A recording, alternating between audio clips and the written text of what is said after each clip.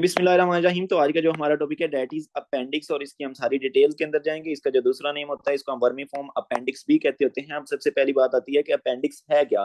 तो देखिए, आप लोगों की जो सीकम होती है उसके साथ एक फिंगर लाइक प्रोजेक्शन जो है वो इस तरह करके लटक रही होती है, तो इसको हम अपेंडिक्स कह देते होते हैं। अब व्हाट इज सीकम, तो देखिए जो आप लोगों की लार्ज इंटेस्टाइन होती है ना, इसका जो स्टार्ट वाला पार्ट होता है इसको हम सीकम कहते होते हैं। ठीक है, तो सीकम के साथ इस तरह करके ये वाली जो फिंगर लाइक प्रोजेक्शन लटक रही है इसको हमने क्या कह दिया, इसको हम अपेंडिक्स कहते होते हैं। अब यहाँ से जो एनआरई का एमसीक्यूज आया है वो ये आया है कि आप लोग अगर फॉर एग्जांपल जब सर्जरी कर रहे हो तो जाहिर सी बात है सारी इंटेस्टाइन होगी, तो आप लोग कैसे ढूंढ पाओगे कि सीकम जो है वो कहाँ पे है। तो उसके लिए आप लोगों के पास एक स्ट्रक्चर होता है, उस स्ट्रक्चर को हम कहते होते हैं टीनिया कोलाई। तो अब ये वाले जो टीनिया कोलाई हैं ये क्या होते हैं, ये बेसिकली आप लोगों के ना तीन मसल के बैंड्स होते हैं। अगर फॉर एग्जांपल आप देखें ना, तो ये इस तरह करके जो है ये आप लोगों के मसल्स के बैंड है, और ये कितने नंबर होते हैं, 3 लॉन्गिट्यूडनल स्मूथ मसल के जो बैंड्स हैं वो कहाँ पे होंगे, वो सीकम के ऊपर होते हैं। और अगर आप लोग सीकम को ढूंढना चाहते हो तो आपने क्या करना है, बेसिकली इनको देखना है। आपने ये वाले जो टीनिया कोलाइयां इनको देखना है। अगर आप लोगों को ये वाले जो बैंड्स हैं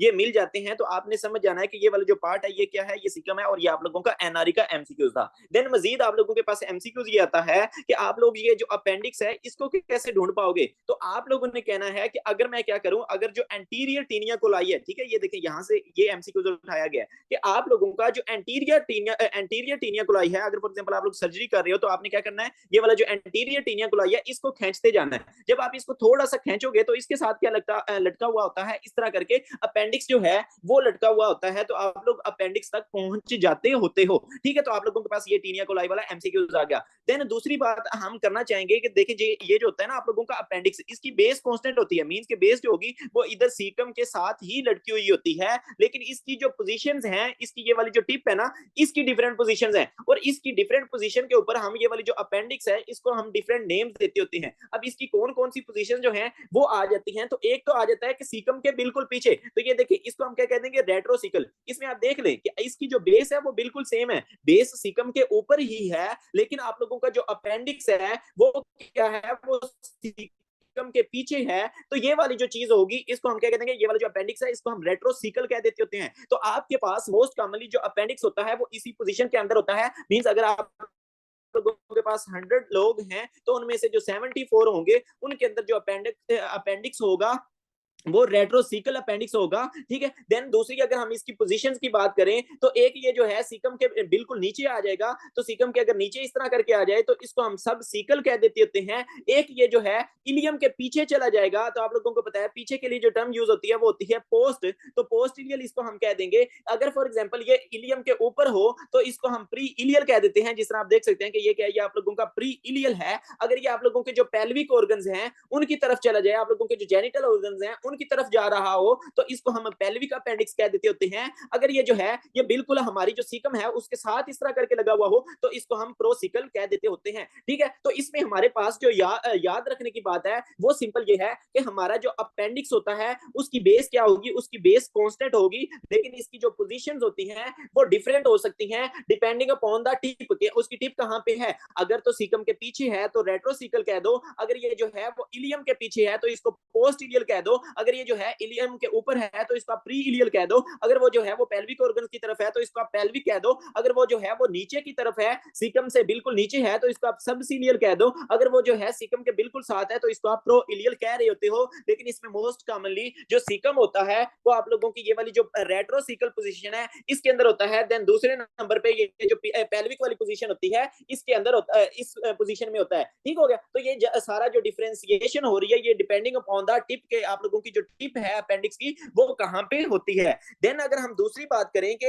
इसकी जो अपेंडिक्स की ब्लड सप्लाई होती है, अब आप लोगों ने सिंपली याद रखना है कि आप लोगों को जाहिर सी बात है ये एक टिश्यू है तो इसको जिंदा रहने के लिए क्या चाहिए होगा, ऑक्सीजन, न्यूट्रिएंट्स। तो जाहिर सी बात है आर्टरी ब्लड लेके आएगी, तो इसकी जो आर्टेरियल ब्लड सप्लाई होती है वो अपेंडिकुलर आर्टरी से होती है, जबकि इसका जो डीऑक्सीजनेटेड ब्लड वापस की तरफ जाएगा तो उसमें आप लोगों की अपेंडिकुलर वेन जो है वो इन्वॉल्व होती है। देन क्या होता है, अब मैं एक और थोड़ा सा सिंपल आप लोगों का कंसेप्ट बनाना चाहूंगा, कुछ लोगों को तो पहले ही पता होगा। अब देखिए ये होती है आर्टरी, देन क्या है कि आगे इस तरह करके कैपिलरीज होती हैं, इधर से आप लोगों का सारा एक्सचेंज होता है और देन आगे से जो है वो वेन स्टार्ट हो जाती है, इधर से ऑक्सीजनेटेड ब्लड आता होता है और देन आप लोगों की जो वेन्स है वहां से जो डीऑक्सीजनेटेड ब्लड है जिसके अंदर कार्बन डाइऑक्साइड होती है वो वापस चला जाता होता है। अब क्या है कि ये वाला जो एरिया है ना यहाँ पे एक्सचेंज हो रहा था, मींस के इधर ऑक्सीजन न्यूट्रिएंट्स वगैरह और वेस्ट जो है वो वापस आ रहे होते हैं। अब इधर से जो कुछ फ्लूइड है वो भी लीक कर जाता होता है। अब मोस्ट ऑफ द फ्लूइड क्या होगा, वो वापस चला जाएगा आप लोगों की वेन्स के थ्रू, लेकिन आप लोगों के टिश्यू के अंदर जो एक्स्ट्रा फ्लूइड इधर बच जाता होता है, तो अल्लाह पाक ने मजीद दूसरी नालियां रखी हुई हैं, उनको हम क्या कहते हैं, उनको हम लिम्फ कहते होते हैं, आप लोगों का लिम्फेटिक चैनल्स कहते होते हैं। तो ये वाले जो लिम्फेटिक चैनल्स है इधर से जो एक्स्ट्रा फ्लूइड है उसको ड्रेन कर लेंगी। तो इस तरह करके ये वाला जो पार्ट होता है ये आप लोगों का, इसको हम लिम्फेटिक सिस्टम कहते हैं। ये उनको लिए समझा रहा हूं जिनको इस चीज का नहीं पता। तो मैंने क्या कहा कि आप लोगों का जो आर्टरीज है वो ऑक्सीजनेटेड ब्लड लेके आती हैं, इधर कैपिलरीज के ऊपर सारा आप लोगों का एक्सचेंज होता है और देन वेन से ये वाला जो सारा आप लोगों का डीऑक्सीजनेटेड ब्लड है वो वापस चला जाता है। लेकिन आपका जो कुछ फ्लूइड है वो इधर टिश्यूज के अंदर रह जाएगा, कुछ तो जारी सी बात है मोस्ट ऑफ द जो फ्लूइड है वो इधर वेन्स के थ्रू वापस चला जाएगा, लेकिन वो फ्लूइड जो कि इधर से लीक हो गया था और वो वेन्स के थ्रू वापस नहीं गया, तो अल्लाह पाक ने क्या रखा हुआ है, इधर लिम्फेटिक चैनल्स रखे हुए हैं, उनके थ्रू ये वाला जो फ्लूइड है वो इधर चला जाता होता है और देन ये भी जाके आप लोगों के ब्लड का पार्ट बन जाता होता है। तो खैर ये लिम्फ का, तो खैर आप लोगों की ये वाला जो अपेंडिक्स होता है इसकी जो लिम्फेटिक ड्रेनेज होगी वो थ्रू इलियोसिकल लिम्फ नोड्स होता है। तो ये जस्ट बातें हैं जो कि आप लोगों ने अपेंडिक्स की एनाटॉमी के बारे में याद रख लेनी है। देन हम आते हैं अपने मेन टॉपिक की तरफ,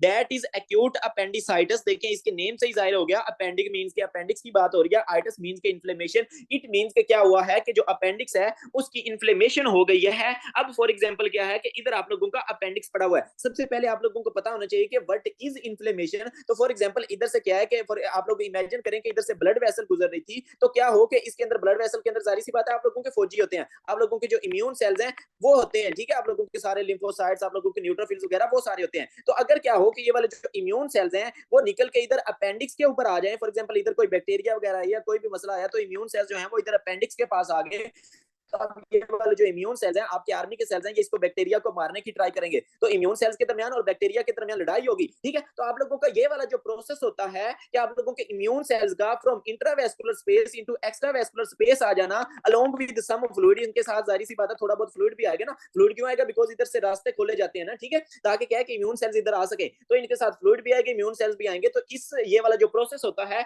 इसको हम इन्फ्लेमेशन कहते हैं। अब इसको मैंने सिंपल याद रखने का जो तरीका बताया हुआ है, आपने इन्फ्लेमेशन को सिंपली ऐसे याद रखना है कि एरिया ऑफ वार, ठीक है, एरिया ऑफ फ्लेम मींस कि यहाँ पे आग लगी हुई है, जारी सी बात है इनके दरमियान में जंग हो रही है। तो आपको बताया जब जंग हो रही होती है तो उसमें अपने फौजी भी मारे जाएंगे, जो अगला दुश्मन है वो भी मारा जाएगा, और जहां पे जंग हो रही है वो वाला एरिया भी डिस्ट्रॉय हो जाएगा, मींस कि आप लोगों का जो अपेंडिक्स है वो भी डिस्ट्रॉय हो जाएगा। खैर तो क्या होता है जो एक्यूट अपेंडिसाइटिस है इसके अंदर क्या हो जाएगी, इन्फ्लेमेशन हो जाएगी अपेंडिक्स की। इट मींस के वो अपेंडिक्स जो है वो इन्फ्लेम हो जाएगा, वो स्वेल कर जाएगा, और स्वेल करके इवन के वो बस्ट कर सकता है, वो फट सकता है, और वो फट के ये वाले जो बैक्टीरिया है वो सारे स्प्रेड कर सकते हैं, और इवन के उस बंदे की डेथ भी हो सकती होती है। तो आपका ये वाला जो एक्यूट अपेंडिसाइटिस है ये आप लोगों का मोस्ट कॉमन ऑपरेट होता है, और इसी वजह से ये वाला जो टॉपिक है ये बहुत ज्यादा इंपॉर्टेंट है, बिकॉज जो वर्ल्ड वाइड आपका मोस्टली ऑपरेट किया जाता है वो अपेंडिक्स का ही किया जाता है। बिकॉज अगर अपेंडिक्स की अपेंडिसाइटिस होगा, अपेंडिक्स की इन्फ्लेमेशन होगी, तो उस केस में आप लोगों को लाजमी तौर पे सर्जरी करनी पड़ती है। ये एक सर्जिकल इमरजेंसी होती है और उसमें आपने लाजमी सर्जरी करनी है, बिकॉज सर्जरी ना की तो बंदा जो है वो मर जाता होता है। चलें जी, ये सारा जो काम है वो हो रहा था एक्यूट अपेंडिसाइटिस के अंदर, इसके आगे हम सारी इन डिटेल बात करना चाहेंगे, लेकिन अभी थोड़ा सा हम सिंपल बातें करना चाहेंगे।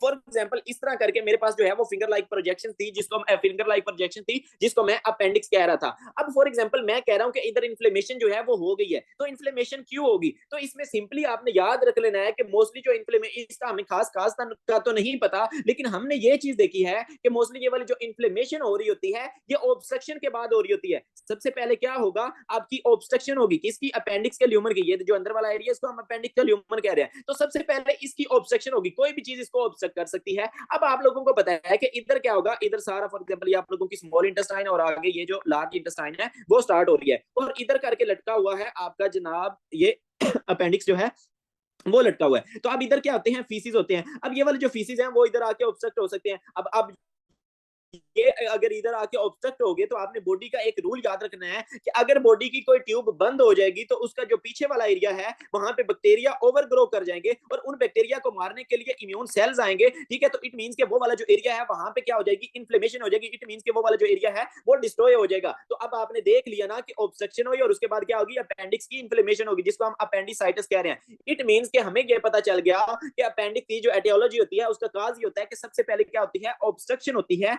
अब हमने ऑब्स्ट्रक्शन की जस्ट एक वन काज पड़ी है कि वो ऑब्स्ट्रक्शन किस वजह से हो सकती है। वो ऑब्स्ट्रक्शन जनाब फीकोलिथ की वजह से हो सकती है। फीकोलिथ क्या है, दैट इज मैटर। तो अगर फीकल मैटर इधर आके फंस जाएगा तो उसकी वजह से क्या है, इधर ऑब्स्ट्रक्शन हो जाएगी, पीछे इन्फ्लेमेशन हो जाएगी और अपेंडिसाइटिस जो है वो हो जाएगा। और अब इधर ये मैं आप लोगों को एक्स्ट्रा इन्फॉर्मेशन जो है वो दे रहा हूं कि जो फीकोलिथ की वजह से मोस्टली ऑब्स्ट्रक्शन हो रही होती है और जो अपेंडिसाइटिस हो रहा होता है ये मोस्टली एडल्ट्स के अंदर हो रहा होता है। मींस के जो जवान लोग हैं उनके अंदर मोस्टली जो अपेंडिसाइटिस होगा वो because of obstruction secondary to fecolith होगा। फीकोलिथ उधर आके फंसेगा और अपेंडिसाइटिस जो है वो हो जाएगा। देन अगर हम चिल्ड्रंस की बात करें, छोटे बच्चों की बात करें तो उनके अंदर मोस्टली जो अपेंडिसाइटिस हो रहा होता है वो बिकॉज ऑफ लिम्फोइड हाइपरप्लेजिया हो रहा होता है। अब देखिए आप लोगों के क्या होते हैं, लिम्फोसाइट्स होते हैं। फॉर एग्जांपल अगर मैं थोड़ी सी मजीद डिटेल्स के अंदर बात करना चाहूं तो अब देखिए ये जिन लोगों ने मेडिसिन पढ़ी है तो उनको तो इस चीज का पता है, लेकिन जिन्होंने नहीं पढ़ी उनको मैं थोड़ा सा दूसरा बताना चाहूंगा कि देखिए अगर आप लोग अपनी जीआईटी की वॉल जो इसकी दीवार है, फॉर एग्जाम्पल इस चीज को मैं इधर इन डिटेल बना रहा हूँ, ठीक है इधर। तो अब आप लोगों की जो सबसे अंदर वाली लेयर होती है ना, फॉर एग्जाम्पल ये इमेजिन करें सबसे अंदर वाली लेयर है, इसको हम म्यूकोजा कहते हैं। इससे नीचे होती है सब म्यूकोजा और ऊपर आप लोगों की मस्कुलरिस और ऊपर जो होती है वो आप लोगों की सिरोजा होती है, ठीक है। तो अब ये वाली जो सब म्यूकोजा होती है इसके अंदर आप लोगों के लिम्फोइड सेल्स होते हैं, लिम्फोसाइट्स होते हैं, जिनका क्या काम होता है, जिनका काम होता है कि अगर इधर कोई बैक्टीरिया वगैरह आएगा, कोई पैथोजन वगैरह आएगा तो उसको उन्होंने डिस्ट्रॉय कर देना है। अब फॉर एग्जांपल एक बच्चा है उसको वायरल इंफेक्शन हुआ है तो आप लोगों के ये वाले जो लिम्फोसाइट्स हैं ये ज्यादा से ज्यादा जो है वो ग्रो करेंगे बिकॉज ये आपके आर्मी सेल्स हैं। तो ये ग्रो करके क्या करना चाहेंगे, ये जनाब इस बैक्टीरिया या वायरस को डिस्ट्रॉय करना चाहेंगे। जब ये ग्रो करेंगे इट मींस कि अब आप लोगों का जो सब म्यूकोजा है, आप लोगों का जो लिम्फोइड, इसको हम क्या कहेंगे, लिम्फोसाइट्स जहां पे रह रहे हैं इसको हम लिम्फोइड टिश्यू कहेंगे। तो आप लोगों का लिम्फोइड टिश्यू जो है वो बहुत ज्यादा ग्रो करना शुरू कर देगा, बहुत ज्यादा प्रोलिफरेट करना शुरू कर देगा। तो इसको हम क्या कहते होते हैं, इसको हम हाइपरप्लेजिया कहते हैं। कौन कर रहा है, लिम्फोइड टिश्यू क्या कर रहा है, बहुत ज्यादा ग्रो कर रहा है। तो उसको हम क्या कह रहे हैं, hyper mean increase, plegia means के ग्रोथ। तो वो बहुत ज्यादा ओवरली ग्रो कर रहा है। अब जब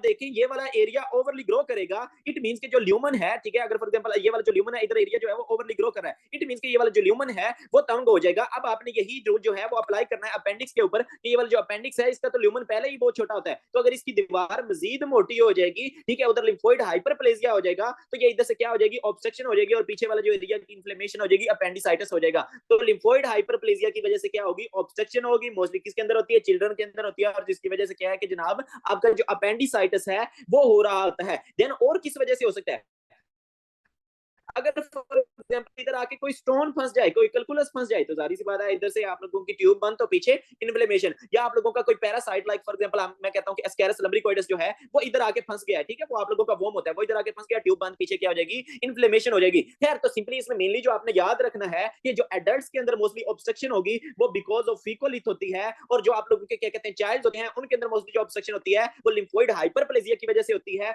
और जो आप लोगों के एल्डरली बिल्कुल बूढ़े लोग होते हैं उनके अंदर मोस्टली जो ऑब्स्ट्रक्शन होती है वो बिकॉज ऑफ कोलन का कार्सिनोमा की वजह से होती है, ठीक है। आप लोगों ने याद रख लेना है कि इसके अंदर मोस्टली किस वजह से होगी, बिकॉज ऑफ ट्यूमर। अगर आप लोगों का ट्यूमर होगा, कार्सिनोमा होगा, मोस्टली किसका, सीकम का, तो ये वाला क्या करवा सकता है, अगर सीकम का इधर कैंसर हो जाएगा तो वो जाहिर सी बात है इसको ऑब्स्ट्रक्ट करवा सकता है। तो एल्डरली के अंदर किसकी वजह से, ट्यूमर की वजह से, किसके, आप लोगों के सीकम की वजह से, ठीक है। और जो बच्चों के अंदर लिम्फोइड हाइपरप्लेजिया, एडल्ट्स के अंदर फिकोलिथ की वजह से। इसमें सिंपल आपका जो की पॉइंट आ गया याद रखने वाला कि ऑब्स्ट्रक्शन होगी और उससे जो पीछे वाला एरिया वो इन्फ्लेम हो जाता होता है। तो ये वाली जो सारी चीज है, ये वाला जो सारा प्रॉब्लम है हो रहा होता है और जिसकी वजह से आप लोगों की सारी जो इन्फ्लेमेशन है वो हो रही होती है। ये वाली चीज आप लोगों को याद रखने की नहीं है, मेडिसिन के अंदर इसकी इन डिटेल हमने बात की है, तो आप लोगों को इधर वैसे खास इसकी पढ़ने की जरूरत नहीं है। सिंपली आपने जो मैंने जो चीजें बता दी हैं उनका आप लोगों को पता होना चाहिए। चलें जी, अब क्या हुआ है कि वो वाला जो बंदा है उसकी अपेंडिक्स की इन्फ्लेमेशन, ऑब्स्ट्रक्शन हुई, और ऑब्स्ट्रक्शन के बाद क्या हुआ है कि ये वाला जो अपेंडिक्स है इसकी इन्फ्लेमेशन हो चुकी है, मींस के अपेंडिसाइटिस हो चुका है। तो अब हम बात करते हैं कि वो वाला जो बंदा है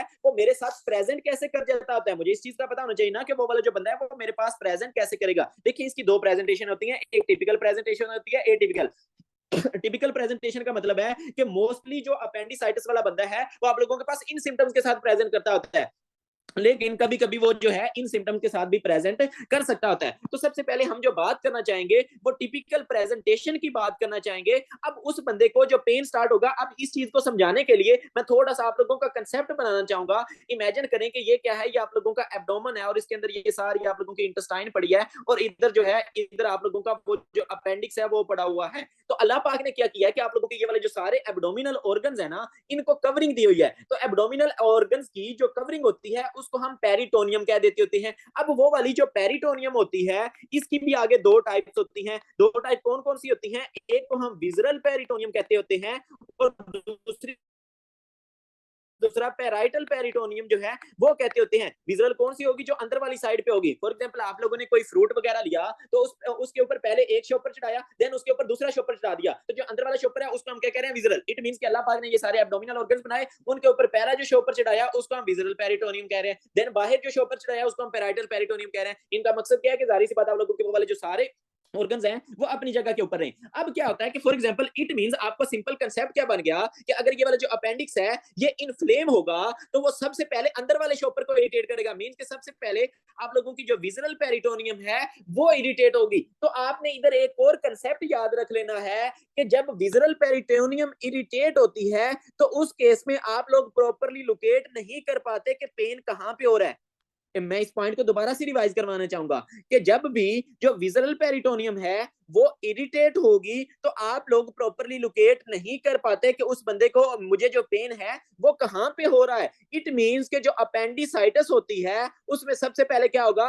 विजरल पेरिटोनियम इरिटेट होगी। जब विजरल पेरिटोनियम इरिटेट होगी तो वो बंदा प्रॉपरली लोकेट नहीं कर पाएगा कि मुझे जो पेन है वो कहां पे हो रहा है। वो आपको ऐसे बताएगा कि मुझे जो पेन है वो इधर नाभ वाले रीजन के ऊपर हो रहा है। मींस कि ये जो अम्बिलिकस है इसके गिर्द पेन हो रहा है। तो अम्बिलिकस के गिर्द अगर पेन हो रहा हो तो इसको हम पेरी अम्बिलिकल पेन जो है वो कह देते होते हैं। इट मींस के सबसे पहले उस बंदे को जो पेन होगा that would be periumbilical pain. वो आपको पता चल गया बिकॉज क्या हो रहा है? विजुअल जो पेरिटोनियम है वो इरिटेट हो रही है। अब हम बात करते हैं कि इस पेन का कैरेक्टरिस्टिक क्या होगा। देखें, आप लोगों को कभी दर्द होता है कि फॉर एग्जांपल आप लोगों को ना दर्द की डिफरेंट टाइप्स होती हैं। एक होता है कॉलिकी पेन, दूसरा होता है डल पेन। अब देखिए कॉलिकी पेन वो होता है कि जो के वेव्स के अंदर आए, जो कि क्रैम्पी हो, जो कि वेवी हो। मींस के अचानक से शदीद, अचानक से कम, अचानक से शदीद, अचानक से कम, अचानक से शदीद, अचानक से कम। ठीक है, जिस तरह आप लोगों का फॉर एग्जांपल काइंड ऑफ के मेंसेस का पेन होता है कि अचानक से बहुत ज्यादा शदीद दर्द हो रहा है, देन अचानक से बिल्कुल ठीक हो जाता है। ठीक है, तो इस बंदे को भी जो पेन होगा वो आपको कह सकता है कि कोलिकी पेन है, वो आपको कह सकता है वेवी पेन है, वो आपको कह सकता है क्रैम्पी पेन है। तो एक तो इस तरह का पेन के साथ वो आपके पास प्रेजेंट कर सकता है। ये डल पेन के साथ मींस के पेन होगा, मींस के थोड़ा थोड़ा जो है वो कांस्टेंट पेन होगा। तो इस तरह करके दोनों पेन के, लेकिन पेन होगा कहां? स्टार्ट के अंदर जो पेन होगा वो पेरी अम्बिलिकल रीजन के अंदर जनाब पेन होगा। बिकॉज आपकी जो विजुअल पेरिटोनियम है इरिटेट हुई पड़ी है और आप लोग प्रॉपरली लोकेट नहीं कर पाते होते। आपकी सेंसेस विजुअल पेरिटोनियम के अंदर इतनी अच्छी नहीं होती कि आप लोग प्रॉपरली लोकेट कर पाओ कि मुझे पेन यहाँ पे हो रहा है। बिकॉज आप लोगों को पता है ना मसला यहाँ पे हो रहा है लेकिन पेन यहाँ पे हो रहा है, बिकॉज आप लोग प्रॉपरली लोकेट नहीं कर पा रहे। देन क्या होगा कि आहिस्ता आहिस्ता ये वाला जो इन्फ्लेम्ड हमारा जो अपेंडिक्स है वो क्या करेगा? वो पहले उसने विजुअल पेरिटोनियम को इरिटेट किया तो वो वही शॉपर वाली मिसाल है कि अब अगर वो जो है फॉर एग्जांपल वो बाहर वाली, अब फॉर एग्जांपल अंदर वाली जो चीज है वो मजीद इन्फ्लेम हो रही है, वो मजीद स्वेल हो रही है, तो वो क्या करेगी कि बाहर वाला जो शॉपर है उसको भी इरिटेट करना शुरू कर देगी। मींस कि जो पेराइटल पेरिटोनियम है वो भी इरिटेट होना स्टार्ट हो जाएगी। तो आपने याद रखना है कि जो पेराइटल पेरिटोनियम होती है इसके ऊपर जो सेंसेस होती हैं, सेंसरी रिसेप्टर्स जो होते हैं वो अच्छे होते हैं। तो उस केस में आप लोगों को प्रॉपर जो है लोकेशन का पता चल जाता है कि मुझे यहाँ पे मसला है और यहाँ पे पेन हो रहा है। तो इट मींस कि उसका जो पेन है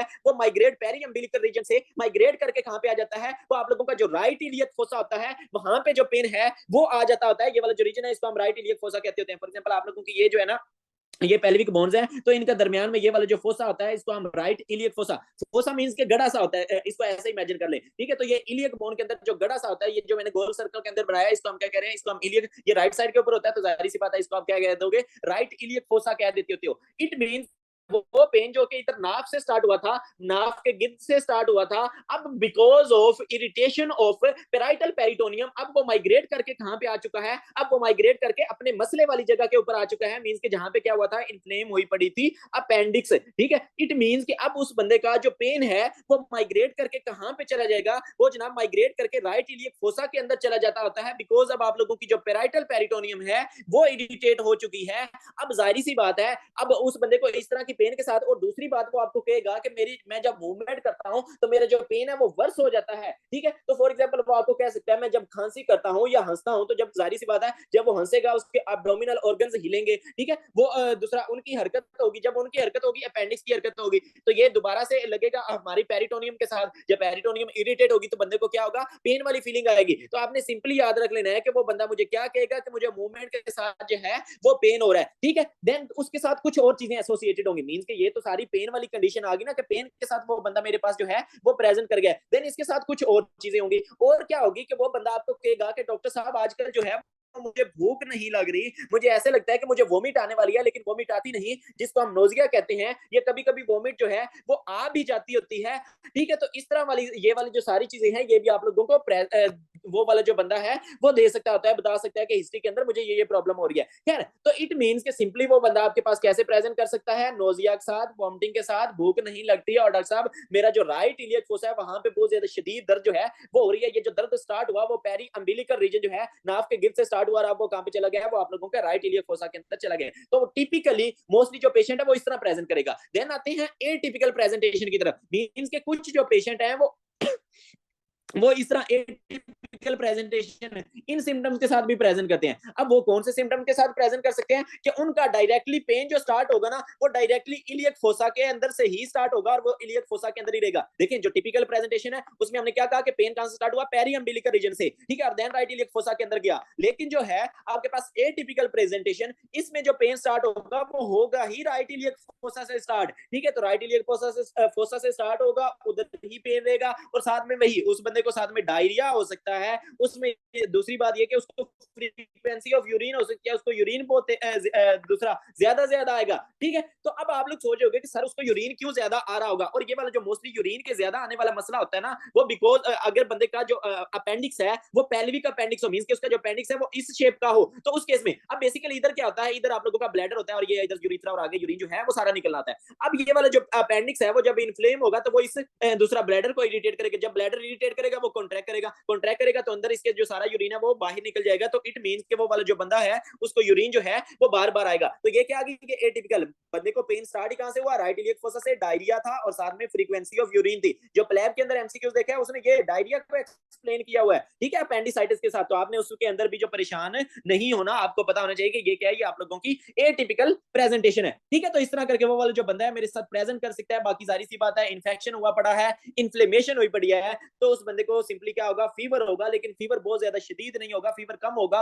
नॉर्मली आप लोगों को बताया कि आपकी बॉडी का जो टेम्परेचर होता है वो 37 डिग्री सेंटीग्रेड होता है, तो उस बंदे का 37.2 हो सकता है, या 37.7 डिग्री सेंटीग्रेड जो है वो टेम्परेचर हो सकता है। देन आप देखिए वो बंदा आपके पास प्रेजेंट कर गया, फॉर एग्जांपल एक बंदा आ गया और वो वाले ये वाली सारी चीजें जो है वो बता रहा है, आपका माइंड कहां पे चला गया, आपका माइंड जो है वो अपेंडिसाइटिस की तरफ चला गया। देन आपने उसका एग्जामिनेशन करना होता है, ठीक है। तो एग्जामिनेशन में सबसे पहले हम इंस्पेक्शन करते हैं, मींस कि उस बंदे को देखेंगे तो वो बंदा जाहिर सी बात है दर्द से करा रहा होगा, वो बंदा जो है वो एजिटेटेड होगा। एक तो आपने ये काम कर लिया उसका एग्जामिनेशन। देन दूसरा आप लोग जो करोगे उसका टेम्परेचर चेक करवाओगे, ठीक है, तो उसका जो टेम्परेचर है वो स्लाइटली इंक्रीज होगा। देन तीसरा जो काम करोगे आप उसकी पल्स चेक करोगे, तो वो उसकी जो पल्स रेट है वो भी हाई होगा, उसकी हार्ट बीट जो है वो भी तेज होगी। देन आप लोगों ने क्या करना है कि उसका माउथ ओपन करके देखना है। जब आप उसका माउथ ओपन करोगे तो उसके माउथ से बहुत ज्यादा गंदी स्मेल आएगी, तो वो वाली जो बुरी फाउल स्मेलिंग माउथ उसका होता है, इसको हम फीटर और इस कहते होते हैं। तो फीटर और इस क्या है, that is foul smell from the mouth, ठीक है। तो आप लोगों को फीटल और इस ये हर पेशेंट के अंदर नहीं, मतलब 100 पेशेंट आए तो उसमें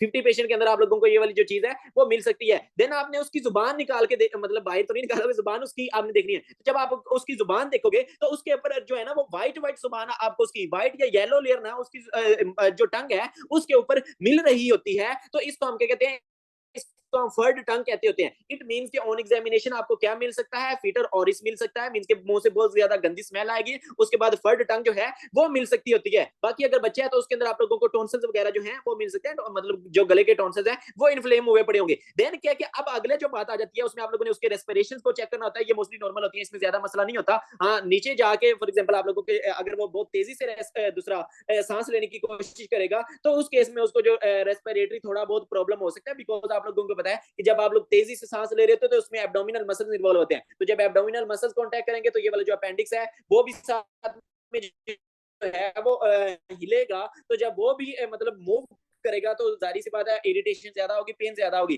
ठीक है। तो उसमें लिमिटेशन हो रही होती है रेस्पिरेटरी मूवमेंट्स की, लेकिन वो थोड़ी बहुत हो रही होती है लोअर एब्डोमेन के अंदर। बाकी अब आ जाता है कि फॉर एग्जांपल आपने इंस्पेक्शन कर ली, ये सारी चीजें देख ली, अब अगला क्या मूवमेंट आ जाती है, अगली आ जाती है पाल्पेशन। अब आपने उस बंदे को पाल्पेट करके देखना है। तो जब आप लोग उस बंदे को पाल्पेट करोगे, फॉर एग्जांपल इस जगह से पाल्पेट करोगे, ठीक है, जब आप ऊपर हाथ लगाओगे ना तो उसके ये वाले जो मसल्स हैं वो खुद ब खुद ही कॉन्ट्रैक्ट कर जाएंगे। ये वाले जो एब्डोमेन के मसल हैं वो इनवॉलंटरी उसके कंट्रोल के अंदर नहीं होंगे, लेकिन वो खुद ब खुद ही कॉन्ट्रैक्ट कर जाएंगे। तो इसको हम कहते होते हैं, इसको हम गार्डिंग कहते होते हैं। What is guarding phenomena? That is basically involuntary contraction of muscles. तो बेसिकली वो मसल्स क्या चाह रहे होते हैं कि आप लोग इधर हाथ ना लगाओ। तो जब जैसे ही आप लोग इस एरिया के ऊपर ये वाला जो हमारा अपेंडिसाइटिस वाला एरिया है, यहाँ पे आप लोग हाथ लगाओगे तो उसके जो एब्डोमेन के मसल्स हैं वो इनवॉलंटरी कॉन्ट्रैक्ट कर जाएंगे। तो इसको हमने सिंपली क्या कह दिया, इसको हमने सिंपली गार्डिंग कह दिया। देन देखिए जब ये वाला जो एरिया जहाँ पे आप लोगों को सोजश हुई पड़ी हो तो आप हाथ लगाओ तो पेन होता है, तो उसको हम क्या कह देते हैं, उसको हम टेंडरनेस कह देते हैं। तो आप लोग उधर हाथ लगाओगे इस एरिया के ऊपर तो उसको टेंडरनेस होगी, पेन होगा। देन जब आप हाथ लगा के ऊपर से पुश करके छोड़ोगे ना, इस एरिया को ऊपर से आपने थोड़ा सा पुश करना है, देन छोड़ना है, तो छोड़ोगे भी तो फिर भी उसको काफी शदीद दर्द होगा। तो इसको हम कहते होते हैं रीबाउंड टेंडरनेस। तो आप लोगों को एक तो हाथ लगाने के ऊपर दर्द होगा, जब हाथ लगा के छोड़ोगे ये वो वाला एरिया ऊपर आएगा तो उस वक्त उसको भी फिर भी शदीद दर्द होगा। तो इसको हम रीबाउंड टेंडरनेस कहते हैं। इट मींस कि ऑन पाल्पेशन आपको क्या मिलेगा, गार्डिंग मिल सकती है, हाथ लगाने पे पेन होगा, रीबाउंड टेंडरनेस जो है वो मिल सकती होती है। देन अब अगली बात करते हैं। अब अगली बात क्या है कि कुछ और साइंस आप लोगों को, ये वाली जो सारी चीजें हैं ये आप लोग एग्जामिनेशन कर रहे हो, आपने इंस्पेक्शन किया, पाल्पेशन की। अब अगला आपके कुछ साइंस जो हैं वो एसोसिएटेड हैं हमारे अपेंडिसाइटिस के साथ। उसमें सबसे पहला जो साइन आ जाता है दैट इज पॉइंटिंग साइन। अब देखिए जो पॉइंटिंग साइन होता है उसमें आपने उस बंदे को लिटा देना है और आपने उसका जो फॉर एग्जांपल ये जो एब्डोमेन वाला एरिया है वो एक्सपोज कर देना है और आपने उससे पूछना है कि ये आप मुझे बताएं कि आपको जो पेन है वो कहां से स्टार्ट हुआ था और वो कहां पे गया। तो वो वाला जो बंदा है अपने हाथ से पॉइंट करेगा कि मेरा जो पेन है वो इधर नाभ से स्टार्ट हुआ और देन वो इधर राइट इलियक फोसा की तरफ चला गया। तो इसको हम क्या कहते हैं, इसको हम पॉइंटिंग साइन कह देते हैं। देन हमारे पास होता है रोवसिंग साइंस। अब देखिए रोवसिंग साइंस के अंदर क्या होगा कि जब आप उस बंदे को पाल्पेट करोगे लेफ्ट इलियक फोसा के अंदर, मींस कि जब इधर पाल्पेशन करोगे तो उसको जो पेन होगा वो राइट इलियक फोसा के अंदर होगा। तो इसको हम रोवसिंग साइंस कहते होते हैं। इसमें आप लोग क्या कर रहे हो, जब आप लेफ्ट इलियक फोसा को पाल्पेट कर रहे हैं तो उसको राइट इलियक फोसा के अंदर जो है वो पेन हो रहा है। मैंने इसको कैसे याद रखा हुआ है, मैंने आर से याद रखा है, आर से रोवसिंग साइंस और आर से राइट, ठीक है। तो आप लोगों को उस बंदे को राइट साइड पे पेन हो रहा है, जब आप लोग क्या कर रहे हो लेफ्ट इलियक फोसा को पाल्पेट कर रहे होते हो। देन एक तीसरा साइन आप लोगों को मिल रहा होता है दैट इज सोवैस साइन। अब देखिए सोवैस क्या है कि ये आप लोगों का एक मसल होता है। ये वाला जो मसल है ना ये बेसिकली इधर वर्टिब्रा से स्टार्ट होता है और ये चला जाता होता है आप लोगों की दूसरा फीमर की तरफ, ठीक है। तो what is psoas, psoas is a muscle जो कि स्टार्ट कहां से हो रहा है, जो वर्टिब्रा से स्टार्ट हो रहा है और वो जा कहां पे रहता है, आप लोगों की फीमर जो बोन होती है, आप लोगों की जो टांग की मेन बोन होती है वहां पे ये वाला जो मसल है वो जाके इंसर्ट कर रहा होता है। और ये वाला जो सोवैस मसल होता है ये मेनली इन्वॉल्व होता है फ्लेक्शन ऑफ थाई के अंदर। ये आप लोगों की जो थाई होती है ना उसको फ्लेक्स कर रहा होता है। खैर उस चीज के साथ हमारा ताल्लुक नहीं है, हमारा ताल्लुक है सोवैस साइन के साथ। सोवैस साइन क्या है कि जब आप लोगों ने उस बंदे की जो टांग है उसको एक्सटेंड करना है, फॉर एग्जांपल इसने बड़ी अच्छी दूसरा ये पिक्चर दिखाई है कि जब आप उसकी जो टांग है उसको अपने हाथ से पकड़ के एक्सटेंड करोगे, ठीक है, मींस के पीछे की तरफ खींचोगे तो उस बंदे को जो पेन है वो काफी शदीद होगा। तो इसको हम कहते होते हैं सोवैस साइन। सोवैस साइन क्या है कि उस बंदे को जो राइट लोअर क्वाड्रेंट है वहां पे पेन हो रहा है। कब पेन हो रहा है, जब आप लोग पैसिव राइट हिप एक्सटेंशन कर रहे हो, मींस के ये वाली जो हिप है इसको आप अपने हाथ से पकड़ के पीछे की तरफ एक्सटेंड कर रहे हो तो उस बंदे को जो पेन है वो हो रहा होगा कहां पे, राइट लोअर क्वाड्रेंट के अंदर। तो इसको हमने सिंपली क्या कह दिया, इसको हमने सिंपली सोवैस साइन कह दिया। तो आप लोगों को ये वाला जो सोवैस साइन है वो भी मिल रहा होता है, उसने इधर डायग्राम में दिखाया भी हुआ है। ये देखिए ये आप लोगों का सोवैस मसल है और ये जाके फीमर के ऊपर इंसर्ट हो रहा होता है। इधर आपका अपेंडिक्स है, जब ये टांग पीछे की तरफ जाएगी ये वाला जो मसल है ये इस अपेंडिक्स के साथ लगेगा तो ये इरिटेट होगा, इरिटेट होगा तो जाहिर सी बात है उस बंदे को जो है वो पेन शदीद होगा। तो अब ये वाला जो बंदा है वो क्या करता होता है कि अपनी जो टांग है ना थाई है, देखिए पेन उस बंदे को कब हो रहा है कि जब वो वाला जो बंदा है वो अपनी थाई को एक्सटेंड कर रहा है, मींस के अवे फ्रॉम द बॉडी लेके जा रहा है। तो जब वो अपनी थाई को फ्लेक्स करेगा, मींस के अपनी जो टांग है थाई है उसको पेट के साथ लगाएगा ना, ठीक है, उसको फ्लेक्स करेगा तो उसका पेन जो है वो रिलीव हो जाता होता है। तो ये चीज आपने याद रख लेनी है कि उस बंदे का फ्लेक्शन के साथ जरा पेन जो है हिप की फ्लेक्शन के साथ उसका पेन जो है वो जरा बेहतर हो जाएगा, लेकिन जब वो अपनी हिप को एक्सटेंड करेगा तो उसका जो पेन है वो वर्स हो जाता होता है। ठीक है, तो इसको हमने सिंपली सोएस साइन कह देते हैं। तो आप लोगों को सोएस साइन जो है ये भी मिल सकता है। देन आप लोगों को ऑब्टूरेटर साइन मिल सकता है। ऑब्टूरेटर साइन के अंदर क्या होता है कि आपने उस बंदे की जो टांग है उसको इस पोजीशन के अंदर लेके आना है और देन उसको अंदर की तरफ रोटेट करना है, बॉडी की तरफ जो है वो रोटेट करना होता है। ठीक है, तो इसमें आप लोगों ने क्या किया, पहले आपने हिप को फ्लेक्स किया और देन उसको इंटरनली रोटेट किया। तो जब आप लोग इस तरह करके इंटरनली रोटेट कर रहे होते हो तो उस बंदे का जो हाइपोगैस्ट्रिक रीजन होता है वहां पे उसको पेन होता है। ठीक है, अगर फॉर एग्जांपल आप लोग ये देखें तो ये है आप लोगों का ऑब्टूरेटर इंटरनस मसल। ये देखें, ये इधर से पीछे से जा रहा है और ये जाके आप लोगों का फीमर के ऊपर इंसर्ट हो रहा होता है और इधर क्या होगा, इधर आप लोगों का अपेंडिक्स होगा। तो अब आप लोग बेसिकली क्या कर रहे हो, आप लोग ये वाली जो टांग है उसको इंटरनली रोटेट कर रहे हो। जब आप लोग इंटरनली रोटेट करोगे तो ये वाला जो इन्फ्लेम्ड अपेंडिक्स है वो आके लगेगा इसके साथ आप लोगों के ऑब्टूरेटर इंटरनस मसल के साथ। ठीक है, जो कि मेनली एब्डक्शन ऑफ हिप के अंदर इन्वॉल्व होता है। यार उस चीज के साथ आपका ताल्लुक नहीं है, आपको सिंपली ये पता होना चाहिए कि ये हम क्या कर रहे होते हैं। जब हम लोग उस बंदे को इस तरह करके लेटा के हिप को फ्लेक्स कर रहे हैं और देन टांग को इंटरनली रोटेट कर रहे होते हैं, तो उस केस में आप लोगों को वो वाला जो बंदा है उसको पेन हो रहा होगा। तो ये वाला जो साइन होता है इसको हम ऑब्टूरेटर साइन कहते हैं। तो वो बंदा जिसके अंदर अपेंडिक्स होगा और खास तौर पे अगर उसके अंदर पेल्विक अपेंडिक्स होगा तो उस बंदे को ये वाला जो पेन होता है, फॉर एग्जांपल पेल्विक अपेंडिक्स में आपका जो अपेंडिक्स है वो कहां पे, पेल्विस की तरफ होगा। तो अब आप लोग क्या कर रहे हो, टांग को इस साइड के ऊपर लेके जा रहे हो, तो अपेंडिक्स की तरफ लेके जा रहे हो। इट मींस कि अपेंडिक्स इसके साथ लगेगा आप लोगों का और वो इरिटेट होगा तो पेन होगी। ठीक है, तो ऑब्टूरेटर साइन मोस्टली आप लोगों को किसके अंदर, जो पेल्विक हमारे पास अपेंडिक्स होता है उसके अंदर आप लोगों को जो ऑब्टूरेटर साइन है